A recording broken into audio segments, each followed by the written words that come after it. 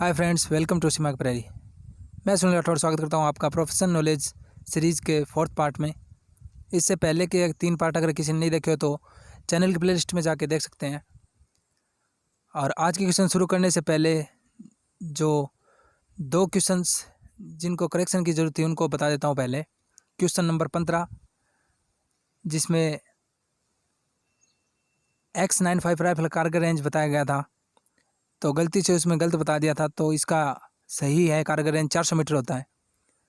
और दूसरा क्वेश्चन था क्वेश्चन नंबर 547, बटालियन में मुख्य लिपिक का कार्यभार किसके पास होता है? तो इसका राइट आंसर है निरीक्षक मंत्रालय के पास, यानी कि इंस्पेक्टर मिनिस्ट्रियल के पास इसका मुख्य लिपिक का कार्यभार होता है बटालियन में। तो ये 2 क्वेश्चन थे जो अभी दोबारा बताने थे इनके करेक्शन करने के बाद। और शुरू करते हैं आज का पहला क्वेश्चन। सीमित विभागीय प्रतियोगी परीक्षा LDC के द्वारा सहायक कमांडेंट GD की भर्ती रिक्रूटमेंट मैनुअल के किस पैरा के तहत तैयार किया जाता है? तो ये किया जाता है पैरा 1.26 यानी कि 1.26 के तहत। नेक्स्ट क्वेश्चन, सीमित विभागीय प्रतियोगी परीक्षा LDCE limited departmental competitive examination के द्वारा ACGD की भर्ती का कितना प्रतिशत कोटा होता है? तो ये सर 17% कोटा होता है इसमें। नेक्स्ट, सीमित विभागीय प्रतियोगी परीक्षा LDC के द्वारा सहायक कमांडेंट GD की भर्ती के लिए कितनी शैक्षणिक योग्यता होनी चाहिए? तो ग्रेजुएशन होती है, इसमें मांगते हैं स्नातक इसका सही आंसर। नेक्स्ट क्वेश्चन, सीमित विभागीय प्रतियोगी परीक्षा के द्वारा सहायक कमांडेंट GD की भर्ती के लिए कम से कम कितने वर्ष की सेवा आवश्यक है? तो इसके लिए 4 वर्ष की सेवा आवश्यक है कम से कम। वो एलिजिबल है जिसकी 4 साल की सेवा कर चुका वो ये फॉर्म डाल सकता है। इंस्पेक्टर या सब इंस्पेक्टर जिसने अपनी 4 साल कंप्लीट कर लिया ट्रेनिंग को मिलाकर वो ACGD का फॉर्म अप्लाई कर सकता है। नेक्स्ट क्वेश्चन, सीमित विभागीय प्रतियोगी परीक्षा के द्वारा उप निरीक्षक GD भर्ती रिक्रूटमेंट मैनुअल के किस पैरा के तहत तैयार की जाता है? तो SIGD की जो LDC की भर्ती है वो पैरा 1.30 यानी कि 1.30 के तहत उसकी रिक्रूटमेंट तैयार की जाती है। रिक्रूटमेंट उसकी 1.30 के तहत तैयार की जाती है। इस वीडियो की PDF फाइल तथा अन्य LDC से संबंधित PDF फाइल हमारे टेलीग्राम चैनल पर मिल जाएंगे आपको। तो इसके लिए हमारे टेलीग्राम चैनल पर विजिट करें और जिसका लिंक डिस्क्रिप्शन में दिया गया है नीचे। नेक्स्ट क्वेश्चन, सीमित विभागीय प्रतियोगी परीक्षा LDC के द्वारा उप निरीक्षक GD की भर्ती के लिए कितनी शैक्षणिक योग्यता आवश्यक है? तो इसके लिए स्नातक चाहिए। सही आंसर है इसका ग्रेजुएशन। नेक्स्ट क्वेश्चन, सीमित विभागीय प्रतियोगी परीक्षा LDC में सम्मिलित होने के लिए कार्मिक को कितने अवसर दिए जाते हैं? तो LDC के लिए 3 चांस मिलते हैं, यानी कि 3 अवसर दिए जाते हैं। नेक्स्ट, सीमित विभागीय प्रतियोगी परीक्षा यानी कि LDC के द्वारा सहायक कमांडेंट GD भर्ती है तो सामान्य श्रेणी की कितनी आयु निर्धारित है? तो जनरल कैटेगरी के लिए है 35 वर्ष। जनरल कैटेगरी के लिए 35 वर्ष। नेक्स्ट क्वेश्चन 595, सीमित विभागीय प्रतियोगी परीक्षा LDC के द्वारा उप निरीक्षक GD यानी कि सब इंस्पेक्टर GD की भर्ती है तो सामान्य श्रेणी में कितनी आयु निर्धारित है? तो अपर एज लिमिट है वो 32 ईयर्स यानी कि 32 साल है। नेक्स्ट, सीमित विभागीय प्रतियोगी परीक्षा के द्वारा उप निरीक्षक GD भर्ती के लिए कम से कम कितने वर्ष की सेवा आवश्यक है? तो सेम है इसमें 4 वर्ष। नेक्स्ट, सीमित विभागीय प्रतियोगी परीक्षा के द्वारा उप निरीक्षक GD की भर्ती के लिए कितने वर्ष का ACR ग्रेडिंग अच्छा होना चाहिए? तो चाहे ये SIGD हो, चाहे ACGD हो या फिर हवलदार GD हो, तीनों के लिए 4 साल का ACR ग्रेडिंग अच्छा होना चाहिए। नेक्स्ट क्वेश्चन, सीमित विभागीय प्रतियोगी परीक्षा यानी कि LDC के द्वारा हवलदार GD की भर्ती किस तय आदेश के तहत की जाती है? ये आपकी भर्ती के लिए इंपॉर्टेंट है परीक्षा के दृष्टिकोण से कि जो हवलदार GD की भर्ती की जाती है LDC के थ्रू वो किस आदेश तय आदेश के तहत की जाती है? तो अगर आप विज्ञप्ति में देखोगे तो उसमें लिखा होगा स्टैंडिंग ऑर्डर 05-2011 यानी कि 5/2011 के अनुसार ये स्थायी आदेश के अनुसार इसमें भर्ती की जाती है। ये इंपॉर्टेंट है, आने की संभावना भी है इसकी। नेक्स्ट, सीमित विभागीय प्रतियोगी परीक्षा के द्वारा हवलदार GD की भर्ती के लिए कितना कोटा रखा गया है? तो 10% इसका राइट आंसर है। नेक्स्ट, सीमित विभागीय प्रतियोगी परीक्षा यानी कि LDC के द्वारा हवलदार GD की भर्ती के लिए कितनी शैक्षणिक योग्यता है? तो 10+2 इसमें 12वीं क्लास। नेक्स्ट क्वेश्चन, सीमित विभागीय प्रतियोगी परीक्षा LDC के द्वारा हवलदार GD भर्ती है तो सामान्य श्रेणी में कितनी आयु निर्धारित की गई है? तो अपर एज लिमिट इसमें 32 ईयर है। नेक्स्ट, सीमित विभागीय प्रतियोगी परीक्षा के द्वारा हवलदार GD की भर्ती के लिए कम से कम कितने वर्ष की सेवा आवश्यक है? तो पहले बताया था इसमें 4 ईयर्स। नेक्स्ट, सीमित विभागीय प्रतियोगी परीक्षा LDC के द्वारा हवलदार जीडी की भर्ती के लिए कितने वर्ष का एसीआर ग्रेडिंग अच्छा होना चाहिए? सेम है, इसमें भी 4 ईयर्स। नेक्स्ट, समिति विभागीय प्रतियोगी परीक्षा एलडीसी के द्वारा हवलदार मंत्रालय की भर्ती के लिए सामान्य श्रेणी की आयु निर्धारित है, तो इसमें है 40 वर्ष। नेक्स्ट, समिति विभागीय प्रतियोगी परीक्षा के द्वारा हवलदार मंत्रालय या मिनिस्ट्रियल की भर्ती के लिए कितना कोटा रखा गया है? तो इसके लिए रखा गया 15% कोटा। एलडीसी से संबंधित जो भी क्वेश्चन है उसके लिए नोटिफिकेशन को ध्यान से पढ़ने की आवश्यकता है, तो ऐसे क्वेश्चन आप आराम से कर पाओगे। नेक्स्ट 606 नंबर, समिति विभागीय प्रतियोगी परीक्षा के द्वारा हवलदार मंत्रालय की भर्ती के लिए शैक्षणिक योग्यता कितनी निर्धारित की गई है? तो 10+2 इसका राइट आंसर। नेक्स्ट, कैरिपोबल में प्रारंभिक जांच स्थापना मैनुअल के कौन से पैरा के अनुसार की जाती है? तो प्रारंभिक जांच की जाती है पैरा 6.5 और 6.6 के तहत। नेक्स्ट, कैरिपोबल में अदालती जांच स्थापना मैनुअल के कौन से पैरा के अनुसार की जाती है? तो ये की जाती है पैरा 6.1 से लेकर 6.4 तक के आदेश के अनुसार, पैरा के अनुसार की जाती है। नेक्स्ट, कैरिपोबल में अदालती जांच के लिए गठित बोर्ड का पीठासीन अधिकारी कौन होता है? तो इसका पीठासीन अधिकारी होता है कोई भी राजपत्रित अधिकारी। नेक्स्ट, कैरिपोबल में विभागीय जांच स्थापना मैनुअल के कौन से पैरा के अनुसार की जाती है? तो विभागीय जांच की जाती है पैरा 6.7 के तहत। नेक्स्ट क्वेश्चन में स्थायी आदेश से संबंधित प्रश्न है, तो ये टॉपिक हमारे परीक्षा दृष्टिकोण से बहुत ही महत्वपूर्ण है, तो इसका एक सेपरेट वीडियो परीक्षा से कुछ दिन पहले हमारे चैनल पर डाल दिया जाएगा, तो ऐसे क्वेश्चन को अवश्य देख लें। नेक्स्ट क्वेश्चन, स्थानांतरण पॉलिसी मंत्रालय कर्मी कौन से स्थायी आदेश में दिया गया है? तो ये दिया गया है 2/2014 के अनुसार। तो ये जो भी स्थायी आदेश हैं ये इंपॉर्टेंट है, सभी देख लेना एक बार। नेक्स्ट क्वेश्चन, अस्पताल कर्मचारी की स्थानांतरण पॉलिसी कौन से स्थायी आदेश में दिया गया है? तो 1/2015 के अनुसार इसका स्थायी आदेश दिया गया है स्थानांतरण। नेक्स्ट, कैरिपोबल में महिला कर्मचारी का स्थानांतरण पॉलिसी कौन से स्थायी आदेश में दिया गया है? तो ये दिया गया है 5/2014 के अनुसार, यानी कि 5/2014 के अनुसार। नेक्स्ट क्वेश्चन 614 नंबर,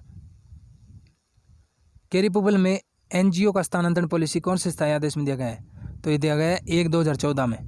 नेक्स्ट, कैरिपोबल स्थायी आदेश संख्या 1/2010 के अंतर्गत कौन सा विषय आता है? तो 1/2010 के अंदर आता है SIGD LDC के द्वारा जो एग्जामिनेशन है या भर्ती की जाती है वो आता है इसके अंदर, तो उप निरीक्षक GD भर्ती LDC के द्वारा, इसका राइट आंसर। नेक्स्ट, कैरिपोबल स्थायी आदेश संख्या 3/2011 के अंतर्गत कौन सा विषय है? तो इसके अंदर है रिस्ट्रमिंग या शिल्प परिवर्तन, परीक्षा दृष्टिकोण से वेरी इंपॉर्टेंट। नेक्स्ट, कैरिपोबल स्थायी आदेश संख्या 8/2001 एवं 1/2012 के अंतर्गत कौन सी जांच की जाती है? तो ये COI कोर्ट ऑफ इंक्वायरी की जाती है। नेक्स्ट, कैरिपोबल में प्रारंभिक जांच यदि किसी NCO या SO की जाती है तो उसका पीठासीन अधिकारी कौन होता है? तो उसका पीठासीन अधिकारी होता है राजपत्रित अधिकारी। नेक्स्ट, कैरिपोबल में निम्नलिखित में से कौन सा शिल्प परिवर्तन सुविधा मौजूद है? तो सिपाही फिटर में शिल्प परिवर्तन सुविधा मौजूद है। नेक्स्ट क्वेश्चन 620 नंबर, कैरिपोबल में हवलदार ऑपरेटर पद में शिल्प परिवर्तन के लिए कौन सा कोर्स किया जाता है? तो एक ज़्यादा basic radio operator course. Professional knowledge याद करने का एक थंब फार्मूला यही है कि आप जो भी कार्रवाई कर रहे हो या जिस प्रकार की आप ड्यूटी कर रहे हो, जिस हथियार के साथ ड्यूटी कर रहे हो, जिस कोर्स में जा रहे हो उसके बारे में पूर्ण जानकारी उसी समय हासिल कर लेना। अगर किसी ऑपरेशन में जा रहे हो और उसके बारे में पूर्ण नहीं पता हो तो अपने सीनियर्स को या किसी साथी को पूछ सकते हो जिसको पता हो। नेक्स्ट, कैरिपोबल में सिपाही चालक पद में शिल्प परिवर्तन के लिए कौन सा कोर्स किया जाता है? तो D&M कोर्स किया जाता है। नेक्स्ट, कैरिपोबल में हवलदार रेडियो फिटर पद के लिए कौन सा कोर्स किया जाता है? तो इसके लिए किया जाता है basic radio fitter course. Next, कैरिपोबल में सिपाही आर्मर पद के लिए कौन सा कोर्स किया जाता है? तो ये किया जाता है basic auto fitter course. Next question 624 number, कैरिपोबल में हवलदार रेडियो ऑपरेटर पद के लिए शिल्प परिवर्तन हेतु शैक्षणिक योग्यता क्या निर्धारित है? तो इसमें 10+2 साइंस साइड से होना चाहिए। नेक्स्ट, कैरिपोबल में प्रारंभिक जांच कितने समय के भीतर शुरू की जाती है? तो ये की जाती है 24 घंटे के अंदर अंदर। नेक्स्ट, कैरिपोबल में प्रारंभिक जांच कितने समय के भीतर खत्म की जाती है? तो इसकी कार्रवाई 72 घंटे के अंदर पूरी करनी पड़ती है, तो राइट आंसर है 72 आवर्स। नेक्स्ट, कैरिपोबल में अदालती जांच अधिकतम कितने समय सीमा में ख़त्म करना आवश्यक है? तो अदालती जांच है वो 30 दिन के अंदर अंदर, यानी कि 1 महीने का टाइम होता है इसमें, इसके अंदर उसकी कार्रवाई ख़त्म करना आवश्यक है। नेक्स्ट, कैरिपोबल में किसी हथियार का पुर्जा जिसकी कीमत 200 रुपये टूट जाता है तो उसके लिए क्या कार्रवाई की जाती है? तो उसके लिए अदालती जांच होती है, अदालती जांच की जाती है उसके लिए। नेक्स्ट, कैरिपोबल में हवलदार रेडियो फिटर पद में सिले परिवर्तन है तो कम से कम कितनी सर्विस सिपाही जिड्डी पद में होना आवश्यक है? तो इसमें सिपाही जिड्डी में कम से कम 3 वर्ष होने चाहिए। नेक्स्ट क्वेश्चन 630 नंबर, के रिपब्लिक में सिपाही चालक पद में सिले परिवर्तन है तो कम से कम कितनी सर्विस सिपाही जिड्डी पद में होनी आवश्यक है? तो इसमें 4 साल की जो सर्विस है वो ज़रूरी है। नेक्स्ट, के रिपब्लिक में सिल परिवर्तन है तो निम्नलिखित में से कौन से पद में हो सकता है? तो ये हो सकता है सिपाही माली। नेक्स्ट, के रिपब्लिक में D&M कोर्स उपरांत किस पद में सिल परिवर्तन हो सकता है? तो ये सिपाही चालक, यानी कि सिपाही चालक के लिए ये कोर्स करना पड़ता है D&M का, और उसकी सर्विस होनी चाहिए कम से कम 4 साल। Subscribe now. नेक्स्ट क्वेश्चन, के रिपब्लिक में हवलदार क्रिप्टो पद में सिल परिवर्तन है तो कौन सा कोर्स किया जाता है? तो ये पुलिस बेसिक साइफर कोर्स किया जाता है। नेक्स्ट, के रिपब्लिक में ट्रेड्समैन की परिभाषा रिक्रूटमेंट मैनुअल के कौन से पैरा के अंतर्गत आता है? तो ये ट्रेड्समैन की परिभाषा रिक्रूटमेंट आती है पैरा 1.46 के अंतर्गत। नेक्स्ट, के रिपब्लिक में शिल्प परिवर्तन के किस स्थायी आदेश के तहत किया जाता है? तो के रिपब्लिक में शिल्प परिवर्तन किया जाता है 3/2011 के स्थायी आदेश के तहत, यानी कि 3/2011 के स्थायी आदेश के तहत। नेक्स्ट, के रिपब्लिक में सिपाही चालक पद में शिल्प परिवर्तन है तो कर्मी के पास कौन सा ड्राइविंग लाइसेंस आवश्यक है? तो इसमें हैवी व्हीकल लाइसेंस होना आवश्यक है। नेक्स्ट क्वेश्चन, के रिपब्लिक में HBA हाउस बिल्डिंग एडवांस किस नियम के तहत दिया जाता है? तो ये दिया जाता है GFR नियम 86 के तहत। नेक्स्ट क्वेश्चन, के रिपब्लिक में HBA लेने तो सरकारी कर्मचारियों को कम से कम कितने वर्ष की सेवा होनी चाहिए? तो ये कम से कम 10 ईयर्स यानी कि 10 साल की सेवा होनी चाहिए। नेक्स्ट, के रिपब्लिक में HBA स्वीकृति के लिए कौन सा प्राधिकृत है? कौन प्राधिकृत है? तो इसके लिए विभागाध्यक्ष यानी कि हेड ऑफ डिपार्टमेंट इसके लिए जिम्मेदार है। नेक्स्ट, के रिपब्लिक में एडवांस या अग्रिम कितने प्रकार के होते हैं? तो इसमें 17 प्रकार के एडवांस होते हैं। नेक्स्ट क्वेश्चन 641 नंबर, के रिपब्लिक में कितने प्रकार के एडवांस पर ब्याज लिया जाता है? तो ये 4 प्रकार के एडवांस पे। नेक्स्ट, के रिपब्लिक में कितने प्रकार के एडवांस पर ब्याज नहीं लिया जाता है? तो 13 प्रकार के एडवांस पर ब्याज नहीं लिया जाता है। तो टोटल हो गए 70 प्रकार का एडवांस के रिपब्लिक में मिलता है। नेक्स्ट, के रिपब्लिक में त्योहार अग्रिम किस नियम के तहत दिया जाता है? तो ये GFR नियम 53 यानी कि 53 के तहत दिया जाता है। नेक्स्ट क्वेश्चन, के रिपब्लिक में त्योहार अग्रिम के लिए अधिकृत अथॉरिटी यानी कि प्राधिकृत कौन है? तो यह है कार्यालय अध्यक्ष। इसका राइट आंसर है कार्यालय अध्यक्ष। नेक्स्ट, मोटर कार अग्रिम के रिपब्लिक के किस नियम के तहत दिया जाता है? तो मोटर कार अग्रिम दिया जाता है GFR नियम 21 से 29 के तहत। नेक्स्ट, मोटर कार अग्रिम के लिए के रिपब्लिक स्वीकृति अथॉरिटी कौन है? तो इसका अथॉरिटी है विभागाध्यक्ष। नेक्स्ट, के रिपब्लिक में त्योहार अग्रिम किस रैंक तक दिया जाता है? तो ये दिया जाता है सूबेदार मेजर यानी कि SM साहब तक की रैंक तक को दिया जाता है। नेक्स्ट 648 नंबर क्वेश्चन, के रिपब्लिक में मोटरसाइकिल अग्रिम किस नियम के तहत दिया जाता है? तो ये दिया जाता है GFR नियम 21 के अनुसार। नेक्स्ट, के रिपब्लिक में सेवा रिकॉर्ड किस तय आदेश के अंतर्गत रखरखाव किया जाता है? तो इसका रखरखाव किया जाता है 68/2001 के अनुसार। नेक्स्ट, के रिपब्लिक में स्थायी आदेश संख्या 8/2014 के अंतर्गत कौन सा विषय आता है? तो ये मिसबिहेव विद वुमेन्स यानी कि महिलाओं के साथ दुष्व्यवहार का आता है इसके अंतर्गत विषय 8/2014 के अंतर्गत। नेक्स्ट, के रिपब्लिक स्थायी आदेश संख्या 7/2014 के अंतर्गत कौन सा विवरण दिया गया है? तो राजपत्रित अधिकारी का स्थानांतरण इसके अंतर्गत दिया गया है। नेक्स्ट, के रिपब्लिक स्थायी आदेश संख्या 8/2015 के अंतर्गत कौन सा विषय आता है? तो स्पोर्ट्स कोटा में भर्ती है वो इसके अंतर्गत आती है। ये स्थायी आदेश हैं वो मैं दोबारा बता रहा हूँ, एक बार देख लेना इनको सभी को, ये बहुत इंपॉर्टेंट है। अगर जरूरत पड़े तो इन स्थायी आदेशों का अलग से वीडियो बनाया जा सकता है, एक बाद में देखते हैं अगर टाइम मिलेगा तो। नेक्स्ट क्वेश्चन, के रिपब्लिक स्थायी आदेश संख्या 20/2011 के अंतर्गत कौन सा विषय है? तो ये विभागीय जांच आती है इसके अंतर्गत। नेक्स्ट क्वेश्चन 654 नंबर, के रिपब्लिक में राजपत्रित अधिकारी का स्थानांतरण पॉलिसी कौन से आदेश के अंतर्गत दिया गया है? तो ये 7/2014 के अंतर्गत। नेक्स्ट, के रिपब्लिक में खरीदारी किस स्थायी आदेश के अंतर्गत की जाती है? तो ये की जाती है 6/2014 के अंतर्गत। नेक्स्ट, के रिपब्लिक में स्थायी आदेश संख्या 3/2015 के अंतर्गत कौन सा विषय आता है? तो ये टेक्निकल ट्रेड्समैन पदोन्नति आती है इसमें। नेक्स्ट, के रिपब्लिक स्थायी आदेश संख्या 6/2014 के अंतर्गत कौन सा विषय है? तो खरीदारी आती है इसके अंतर्गत। नेक्स्ट, के रिपब्लिक में सेलो एंट्री के लिए कार्ड कोड संख्या 1 में क्या है? तो इसमें है वेतन। Next question number 659।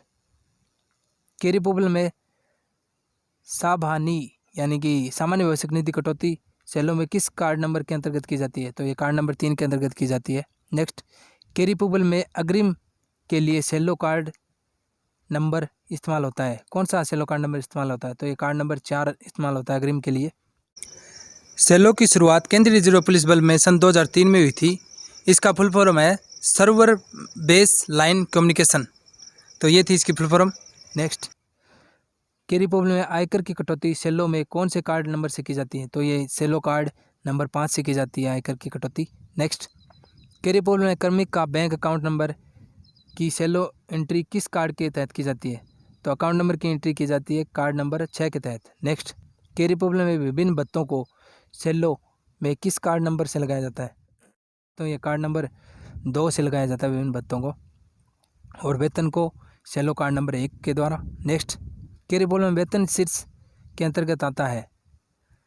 केरी पोपल में वेतन किस शीर्ष के अंतर्गत आता है? तो 1, 2, 1 के अंतर्गत आता है ये। नेक्स्ट केरी पोपल में पुरस्कार किस शीर्ष के अंतर्गत आता है? तो ये 01, 02, 05 के अंतर्गत आता है शीर्ष। नेक्स्ट केरी पोपल में चिकित्सा किस शीर्ष के अंतर्गत आता है? तो ये आती है 1, 2, 6 के अनुसार। नेक्स्ट क्वेश्चन केरी पोपल में यात्रा भत्ते किस शीर्ष के अंतर्गत आते हैं? तो 1, 2, 11 के अनुसार आते हैं ये। नेक्स्ट केरी पोपल में कार्यालय स्टेशनरी खरीद किस शीर्ष के अंतर्गत आती है? तो ये आती है 1, 2, 13 के अनुसार। नेक्स्ट केरी पोपल में सरकारी आवास किराया किस शीर्ष के अंतर्गत आता है? तो 1, 2, 14 के अंतर्गत आता है ये। नेक्स्ट केरी पोपल में अन्य प्रशासनिक खर्चे किस शीर्ष के अंतर्गत आते हैं? तो 1, 2, 20 के अनुसार आते हैं ये। नेक्स्ट केरी पोपल में शस्त्रों की खरीद किस शीर्ष के तहत की जाती है? तो 1, 2, 22 के तहत की जाती है। नेक्स्ट केरी पोपल में राशन खरीद किस शीर्ष के तहत की जाती है?